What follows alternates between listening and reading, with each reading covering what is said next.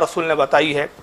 تو آئیے میں ایک حدیث کے تحت یہاں سے گفتگو شروع کرتا ہوں کہ آپ دیکھیں کہ خود حدیث میں ان کا حشر کیا ہے۔ چنانچہ میرے ہاتھ میں ایک کتاب ہے اس وقت، یہ تفسیر ابن کثیر ہے۔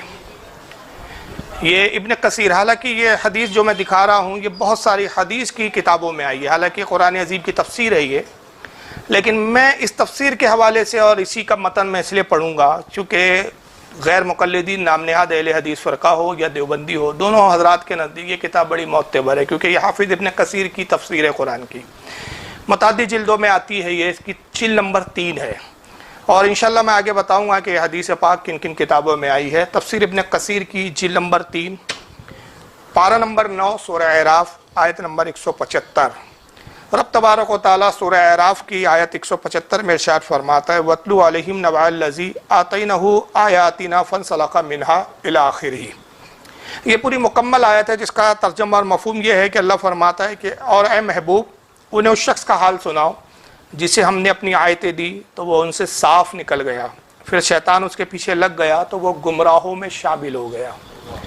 یہ ایک شخص کا ذکر کیا جا رہا ہے، اگر میں اس کی تفسیر میں جاؤں کہ یہ کس کے تعلق سے آیت کریمہ آئی اور کس واقعے کی طرف اشارہ کیا گیا تو بات لمبی ہو جائیں گی، بس اتنا ہی ابھی سمجھ لیں آپ کہ رب تبارک و تعالیٰ اپنے محبوب نبی کریم صلی اللہ تعالی وسلم سے ارشاد فرما رہا ہے کہ میرے حبیب ایک پچھلا واقعہ گزر چکا ہے، اس شخص کا حال سناؤ آپ اس قوم کو کہ جس کو ہم نے جب یہ آیتیں دی، ہم نے اس کو آیتوں سے یہاں مراد قرآن کے آیتیں سے وہ نازل کی آیتیں نہیں ہیں، بلکہ آیت سے مراد یہاں کرامات ہے، ہم نے اس کو کرامات دی، اس کو خوبیاں عطا کی، اور ہم نے اس کو مطلب حق سے واقف کروایا، لیکن ہوا کیا کہ شیطان نے اس کو ورگلا دیا، تو شیطان نے اس کو گمراہوں میں شامل کر دیا۔ اس شخص کا حال سناؤ۔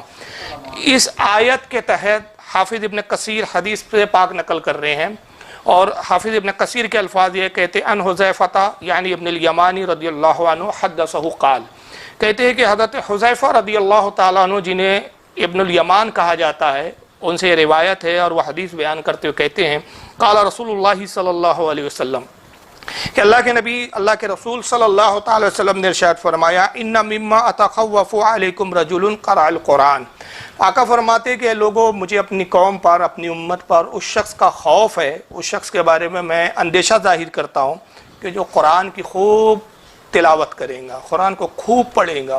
ایک قاری قرآن کے بارے میں اللہ کے نبی ارشاد فرما رہے ہیں کہ مجھے اپنی قوم پر اندیشہ ہے ایسے شخص کا، ایسے لوگوں کا، ایسی جماعت کا کہ جو قرآن خوب پڑھیں گے، اور قرآن پڑھنے کا نتیجہ کیا ہوگا آگے فرماتے حتیٰ اذا رویت بہجت علیہ، کہ قرآن پڑھنے سے ان کی قرآن کی جو رونق ہے ان کے چہروں سے ظاہر ہونے لگیں گی، ان کے چہرے بظاہر روشن نظر آنے لگیں گے، اور ان کے چہروں سے ظاہر ہوگا کہ دیکھیے یہ قاری قرآن ہے، بڑے سوار کے قرآن پڑھیں گے، بڑی خوبی کے ساتھ قرآن پڑھیں گے، بڑے اچھے تلفظ کے ساتھ قرآن پڑھیں گے، بڑے بہترین مخارج کے ساتھ قرآن پڑھیں گے، اور بالکل حروفوں کو صحیح طور پہ ادا کریں گے، اور نتیجہ یہ ہوگا کہ ان کو دیکھ کر لوگ کہیں گے کہ دیکھیے صاحب یہ قاری قرآن ہے۔ قاری قرآن ہونے کی جو رونق ہے، قرآن کی تلاوت کی جو چمک اور دمک ہے، ان کے چہروں سے ظاہر ہوں گی، حتیٰ اذا رویت بہجت علیہ، یعنی ان کے چہروں سے وہ رونق ظاہر ہوں گی۔ وکانا رید الاسلام، اور وہ لوگ پھر اسلام کی چادر کو بھی اوڑھ لیں گے، وہ شخص ایسا ہوگا کہ جو اسلام کی چادر کو بھی اوڑھ لیں گا، گویا سر سے پیر تک وہ سراپا اسلام میں ڈھلا ہوا نظر آئے گا۔ اب اندازہ لگائیے ایسے شخص کے بارے میں آپ کیسے شبہ کر سکتے ہیں کہ جو قرآن کا بہترین قاری ہو، قرآن پڑھنے کی اور قرآن کی تلاوت اس کے چہرے سے ظاہر ہوتی ہو، رونق ظاہر ہوتی ہو، اور سراپا جو ہے سر سے پیر تک اسلامی میں ڈھلا ہوا نظر آتا ہو، اس کا حلیہ اسلامی، اس کا چہرہ اسلامی، اس کا لباس اسلامی، غرض کے سراپا وہ اسلامی نظر آ رہا ہے۔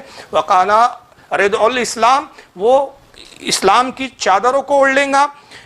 پھر آگے فرماتے ایترہو الی ما شاء اللہ انسلخ من، لیکن ہوگا یہ کہ اللہ کا ارادہ غالب آ جائے گا اور اللہ اس شخص کو اچانک گمراہ فرما دیں گا، اچانک وہ گمراہ ہو جائے گا، اچانک وہ گمراہی کی طرف نکل جائے گا، اور اللہ جو چاہے گا وہ ہو جائے گا۔ حالانکہ قرآن پڑھنے والا تھا، قرآن کی قرأت کرنے والا تھا، اسلام کی چادر اوڑھ رکھا تھا، اس کا اوڑھنا اسلام تھا، بچھونا اسلام تھا، اس کا چلنا اسلام تھا، سب کچھ اسلام میں، سراپا اسلام میں ڈھلا ہوا تھا، مگر اللہ کا ارادہ غالب آ گیا، اور نتیجہ کیا ہوا ایترہو الی ما شاء اللہ انسلخ من، کہ پھر اللہ تعالیٰ کا ارادہ غالب آئیں گا، اور نتیجہ یہ ہوگا کہ وہ بالکل گمراہ ہو جائیں گا اور ہٹ جائیں گا ایک طرح سے اسلام سے۔ اور پھر آگے کیا کریں گا وہ شخص، वनबज़हु वरआ ज़हरी, और इस्लाम की जो चादर उसने ओढ़ रखी थी उसको अपने पशे पुष्ट डाल देगा, अपने पीठ के पीछे फेंक देगा, इस्लाम को छोड़ देगा। तो ये गुमराह होने की वजह क्या होगी उसकी? कुरान पढ़ने वाला गुमराह क्यों होगा?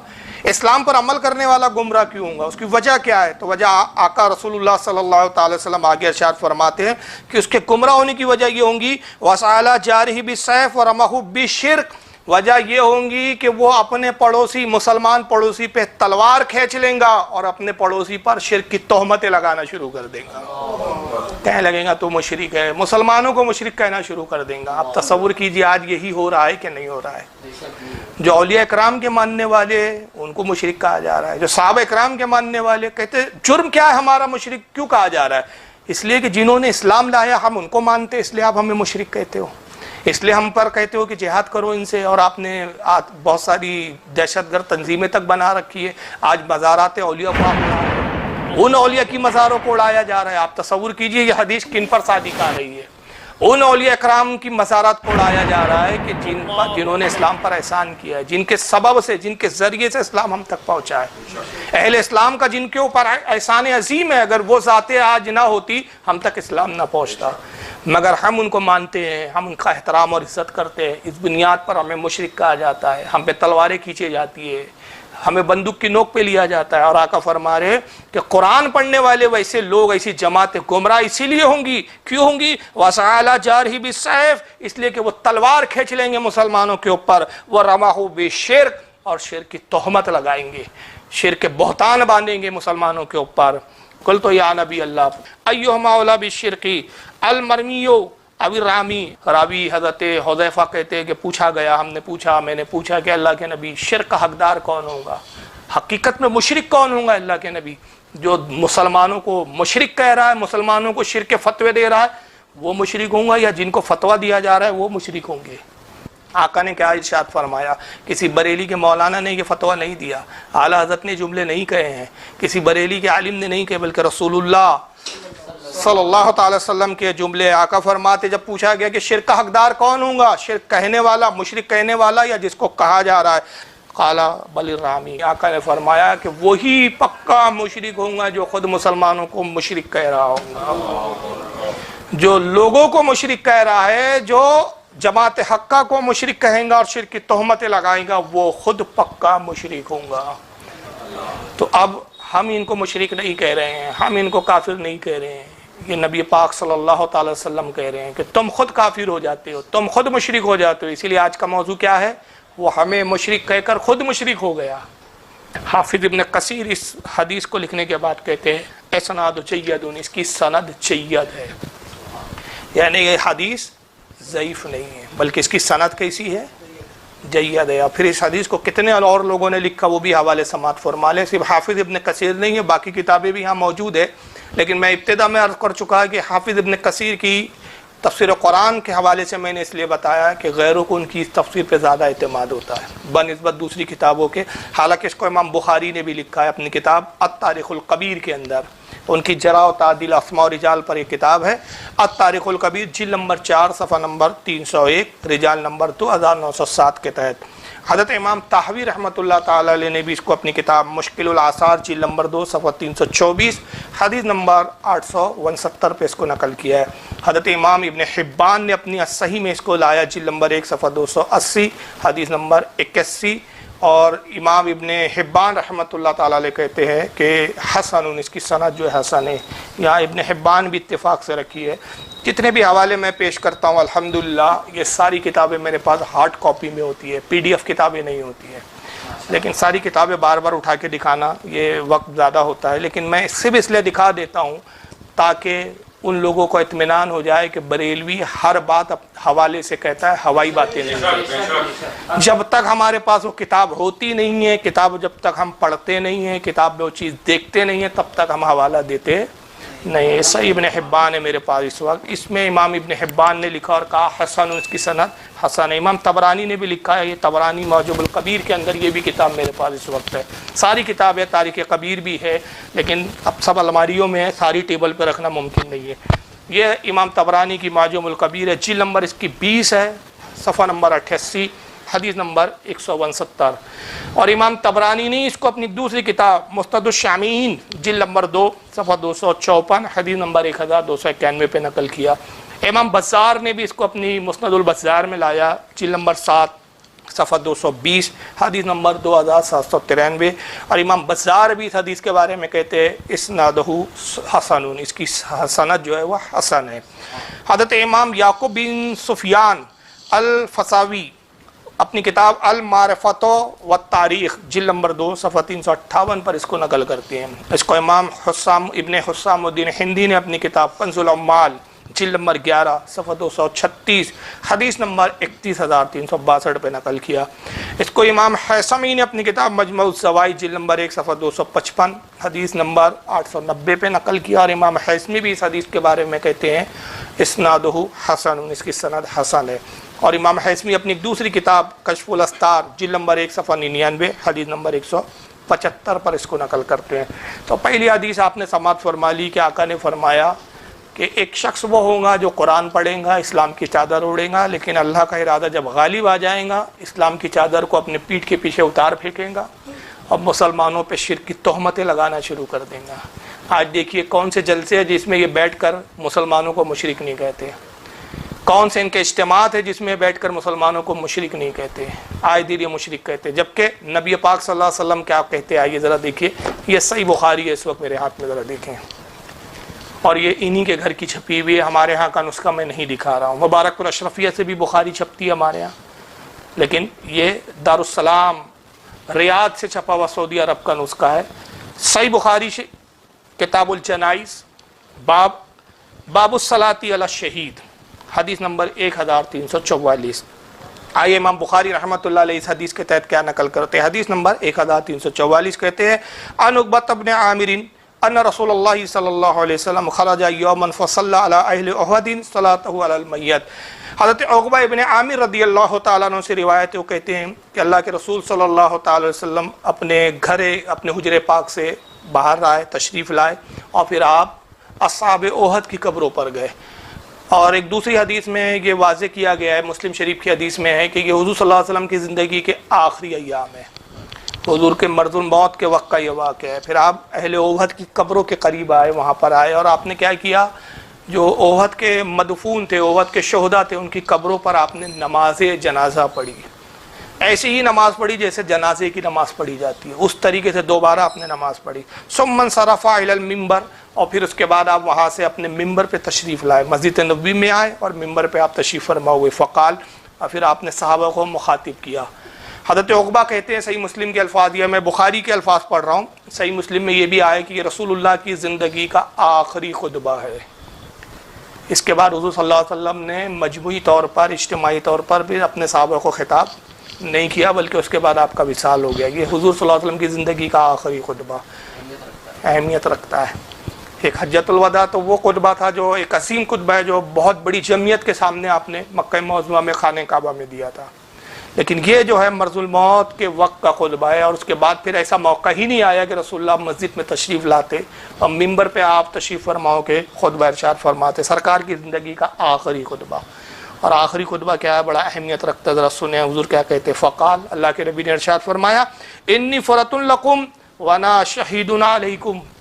اے لوگو، اب میرا گمان یہ ہے کہ میں تم سے رخصت ہونے والا ہوں، اب میرا خیال یہ ہے کہ میں اب تم سے جدا ہونے والا ہوں، اپنے رب کی بارگاہ میں جانے والا ہوں. مگر یہ نہ سمجھو کہ میں چلا گیا تو تمہارے اعمال سے ناواقف رہوں گا، تمہارے حالات سے بے خبر رہوں گا، یہ نہیں، بلکہ کیا فرمایا وانا شہید علیکم، میں تم پر گواہ ہوں، تمہارے اعمال کو دیکھتا رہوں گا، تمہاری حرکات و سکنات سے واقف رہوں گا. یہ نہیں کہ میں چلا گیا تو تم سمجھو کہ اب تو حضور ہی نہیں ہے، نہیں، میں تمہاری حرکتوں سے، تمہارے اعمال سے واقف رہوں گا. میں شہید ہوں تم پر. چشمدید، شہید کے معنی ہوتے آپ لغت میں دیکھ لیں، چشمدید گواہ، جو اپنی آنکھوں سے منظر کو دیکھے. چشمدید گواہ اس کو ہی کہا جاتا ہے کہ جو واقعے کے وقت موجود ہو. جو واقعے کے ٹائم موجود نہ، اس کو شہید نہیں کہا جاتا، اس کو گواہ نہیں کہا جاتا. گواہ کی تعریف یہی ہے کہ جو واقعے کے وقت موجود ہو. عدالت میں ایک شخص آیا اور گواہی دے کہ ہاں صاحب میں نے یہ چیز دیکھا. جج نے کہا آپ نے دیکھا؟ کہا نہیں میں نے دیکھا نہیں، مجھے کسی نے بتایا. تو اس کو گواہ کہا جائے گا. اس کو گواہ نہیں کہا جاتا، گواہ اسے کہا جاتا ہے، شہید اسے کہا جاتا ہے جو موجود ہو اور اپنی چشم سے اپنی آنکھوں سے دیکھے۔ آپ نے فرمایا انا شہید علیکم، میں تم پر گواہ ہوں، تمہیں دیکھوں گا، تمہارے حالات سے واقف رہوں گا۔ اور دیکھو پھر آگے کیسی بہترین مثال دی کہ لوگوں کو اس پہ حیرانی ہوگی نا کہ حضور تو قبر مبارک میں چلے جائیں گے وصال کے بعد، تو کیسے دیکھ سکتے ہیں؟ تو آقا نے وہیں پر اس سمجھا دیا صحابہ اکرام کو۔ حضور کی نگاہ دیکھ رہی تھی، غیب داں نبی جانتے تھے کہ آنے والے زمانے میں ایسے لوگ آئیں گے جو میرے علم غیب پر ہی شک و شبہات پیدا کر دیں گے، میرے دیکھنے پر ہی اعتراضات کریں گے۔ تو نبی نے اسی وقت صحابہ کو سمجھایا کہ دیکھو میں تمہیں کیسے دیکھوں گا، کیسے گواہ بنوں گا میں تمہارا۔ وَإِنِّي وَاللَّهِ لَا أَنظَرُ إِلَىٰ حَوْضِ الْعَانِ، اے لوگوں اس وقت بھی میں اپنے ممبر سے اپنی جنت میں حوض کوثر کو دیکھ رہا ہوں۔ جب میں زمین پر اس ممبر پہ کھڑے ہو کر ساتوں آسمان کے پرے، اور ہر آسمان کی موٹائی 500 سال کی راہ، آپ دوری اور مسافت دیکھیں، 500 سال کی ایک آسمان کی موٹائی، اور پھر پہلے اور دوسرے آسمان کے درمیان 500 سال کی راہ، پھر دوسرے آسمان کی موٹائی 500 سال، پھر ان دو تیسرے آسمان اور دوسرے کے درمیان 500 سال کی راہ کا فاصلہ۔ ایسے ہر آسمان کے درمیان میں جو گیپ ہے وہ کتنا ہے؟ 500 سال کی راہ، 500 فٹ نہیں، 500 کلومیٹر نہیں، یعنی ایک گھوڑ سوار گھوڑے پہ دوڑے تو وہ دوسرے کنارے تک پہنچنے میں کتنے سال لگے اس کو؟ 500 سال، اتنا فاصلہ ہے۔ اور ایسے 7 آسمان کی موٹائی 500 سال کی راہ، اور 7 آسمان میں ہر آسمان کا درمیانی فاصلہ 500 سال کی راہ، اور اس کے اوپر ہے جنت، 7 آسمان کے اوپر ہے جنت، اور جنت میں بہہ رہی ہے نہر کوثر۔ تو حضور کہتے ہیں میں اس وقت بھی اس ممبر سے اپنی نہر کوثر کو بہتے ہوئے دیکھ رہا ہوں۔ جب میں زمین سے اپنی نہر کوثر کو دیکھ سکتا ہوں تو قبر سے تمہیں نہیں دیکھ سکتا۔ میں نہیں سمجھ پاتا ہوں کہ یہ کون سی جماعت ہے کہ یہ بخاری کا تو نام لیتے ہیں، تو صرف کیا بخاری رفیع الدین کے لیے تم نے اٹھا رکھی ہے؟ صرف آمین کے لیے اٹھا رکھی ہے؟ بس انہی فروعی مسائل کے لیے اٹھا رکھی ہے کہ کبھی عقیدے کے باب میں بھی تم کبھی بخاری کھول کر دیکھو۔ ہم امام بخاری کو مانتے، یقیناً ہم امام بخاری کو اس حیثیت سے مانتے ہیں، ان کی بخاری کو صحیح اس حیثیت سے ہم مانتے ہیں کہ اس میں عقائد کے وہ نایاب موتی انہوں نے صحیح حدیثوں سے جمع کر دیے کہ جو تمہارے عقیدے کی دھجیاں اڑا دیتے ہیں۔ اور رہ گیا کہ رفع الیدین کا معاملہ، آمین کا معاملہ اور دیگر معاملات، یہ فروعی مسائل ہے، اس میں تو صحابہ میں اختلاف رہا۔ تو امام بخاری جس مسلک کے پیروکار تھے وہ شافعی المسلک تھے، انہوں نے اپنے مسلک کے حساب سے اس کی تائید میں وہ حدیثیں لا دی، اور وہ ائمہ جو حنفی المسلک تھے انہوں نے بھی اپنی حدیث کی کتابوں میں وہ حدیثیں لائی جس میں رفع الدین نہ کرنا ہے، رفع دین نہ کرنا ہے، آمین زور سے نہ کہنا ہے۔ تو بحث تو اصل یہ ہے کہ عقیدہ یہ ہے، لیکن وہابیوں کی چالاکی دیکھیے آپ، فروعی مسائل میں قوم کو الجھا کے رکھا ہے، عقیدے پہ بات نہیں کرتے۔ عقیدے کے لیے میں نے نہیں دیکھا کہ کبھی کوئی بد عقیدہ وہابی بخاری کو اٹھا کے لائے اور پیش کرے، صرف رفع الدین کے لیے لاتے، رفع دین، رفع الیدین، بڑے عجیب عجیب بات لوگ ہیں۔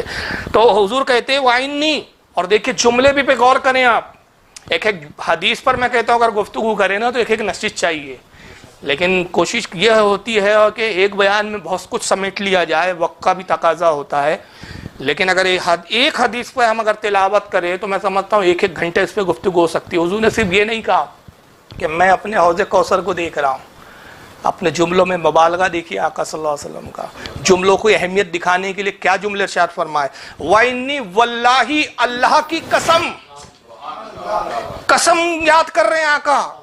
اور قسم کب اٹھاتا ہے آدمی؟ کہ جب بات بڑی پختگی کے ساتھ کی جاتی ہے، جس میں ذرہ برابر بھی شک و شبے کی گنجائش نہ ہو۔ آقا کہہ رہے خبردار شک بھی نہ کرنا، دیکھو تمہارا نبی ممبر پہ کھڑے ہو کر مسجد نبوی میں قسم اٹھا رہا ہے۔ تو کتنے بڑے بدبخت ہے کہ اپنے نبی کی قسم کی بھی اہمیت کو نہیں سمجھتے ہیں، اور کہتے ہیں مصطفیٰ کو دیوار کے پیچھے کی خبر نہیں۔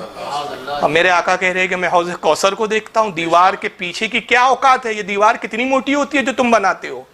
آج کل تو 4 انچی کی بننے لگی ہے جناب، پرانے دور کی بہت ہو گئی تو 8 انچی 16 انچی 32 انچی، کتنی موٹی دیوار بناؤں گے جناب؟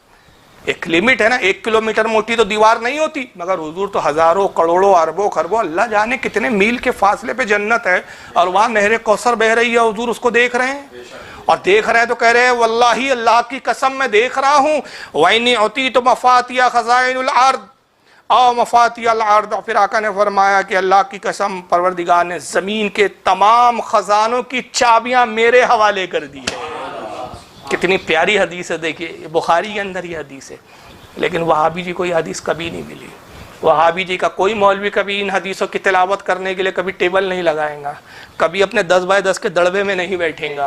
वो हमेशा जब भी टेबल लगाते हैं 10 बाय 10 के अपने उजरे में, तो मुसलमानों में इंतशार पैदा करने के लिए, नबी की ग़ीबत करने के लिए, बुजुर्गान दीन का मजाक उड़ाने के लिए, अपने नबी की अज़मत बताने के लिए कभी इन्होंने टेबल नहीं लगाया है, कभी 10 बाय 10 के उजरे में इन्होंने तकरीर नहीं की है। अव्वल तो मैदानों में बोलते नहीं है बेचारे, हम तो मैदानों के खिलाड़ी है। ये तो खैर अभी लॉकडाउन है तो हम इसका मौके का फ़ायदा उठा रहे हैं, वरना इससे पहले तो मैं अपने लाइब्रेरी, एक ज़माने से लाइब्रेरी है मेरे पास, एक ज़माने से किताब है, लेकिन हम तो मैदानों में बोलते आ रहे हैं। लेकिन चलिए, अब हमने कहा लॉकडाउन है तो इसका हम भी तो कुछ फ़ायदा उठाएं कि गुफ्तगू जब घर में बैठे हैं तो कम से कम दीन की ही बात करें, है ना, लोगों तक दीन का पैगाम भी पहुँचे और हमें इस जिक्र करने का सवाब भी मिल जाए। दोनों बातें इसके अंदर है।